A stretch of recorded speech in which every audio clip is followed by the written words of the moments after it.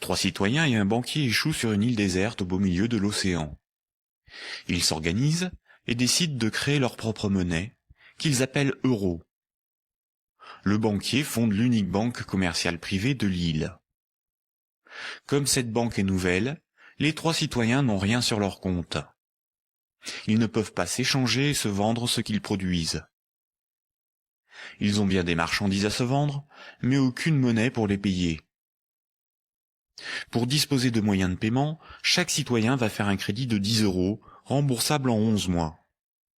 Chaque citoyen devra rembourser 10 euros de capital, plus 1 euro d'intérêt. Lorsque le banquier leur accorde le crédit, il crée 10 euros à partir de rien sur chaque compte. Le premier mois, la masse monétaire est de 30 euros. Les citoyens disposent de monnaie pour s'échanger ce qu'ils produisent. À la fin du premier mois, les citoyens commencent à rembourser leur crédit. Le banquier prélève 1 euro d'intérêt, qu'il utilise pour acheter des marchandises aux citoyens. La masse monétaire reste de 30 euros. À l'issue du deuxième mois, le banquier efface 1 euro du compte de chaque citoyen. Il reste 27 euros en circulation. À l'issue du troisième mois, le banquier efface à nouveau 1 euro du compte de chaque citoyen. Il reste 24 euros en circulation. De mois en mois, la situation devient un peu plus compliquée, car la masse monétaire ne cesse de baisser. Les citoyens se retrouvent en concurrence pour capter l'argent. À l'issue du 11e mois, après une farouche concurrence entre les trois citoyens pour capter la monnaie restante, leurs comptes sont vides, car tout le monde a remboursé exactement ce qu'il avait emprunté à la banque. Plus rien ne peut être ni acheté ni vendu. C'est la crise économique.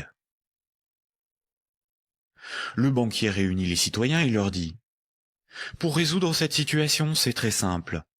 Vous n'avez qu'à m'emprunter à nouveau de l'argent. » Les citoyens acceptent. Ils font tous à nouveau un crédit de 10 euros.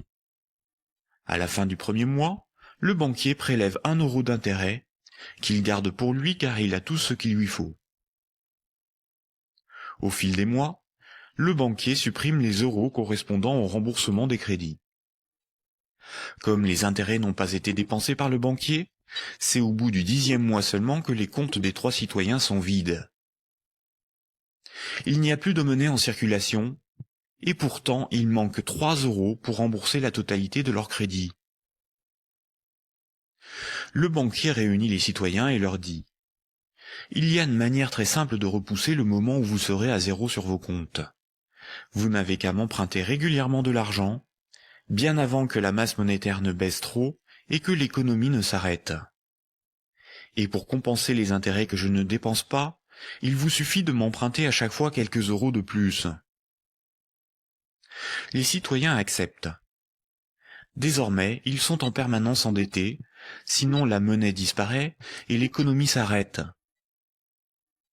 Ils appellent cela la croissance. Mais comme ils sont endettés, ils se mettent à produire toujours plus pour rembourser le banquier, bien au-delà de leurs besoins réels. Ils ne produisent pas pour avoir de quoi se vêtir, se nourrir ou se loger. Ils produisent pour avoir l'argent nécessaire pour rembourser leur crédit. L'argent est devenu le moteur de leur vie, et non ce dont ils ont besoin pour vivre. Ce système permet au banquier de ne rien produire. Il passe son temps à gérer ses comptes, à créer de la monnaie puis à la détruire. Avec la monnaie qu'il fabrique, il achète ce dont il a besoin aux citoyens. Rapidement, les ressources naturelles de l'île viennent à manquer. Il n'y a plus de bois, plus de gibier, plus d'eau, plus de terre pour produire toujours plus. La croissance a épuisé les ressources naturelles et détruit l'environnement. Cette petite histoire met en valeur de réalités tout à fait surprenantes. D'une part, les sommes dues aux banques sont globalement supérieures aux sommes disponibles pour les rembourser. D'autre part, si tout le monde remboursait ses dettes, il n'y aurait quasiment plus de monnaie en circulation dans le monde. Tous les comptes seraient vides, tous les billets et pièces de monnaie disparaîtraient. Le système monétaire fonctionne comme un système pyramidal. Pour payer les crédits en cours de remboursement, il faut que de nouveaux crédits soient accordés. Sinon, la monnaie se raréfie et certains emprunteurs sont dans l'incapacité de rembourser leurs crédits.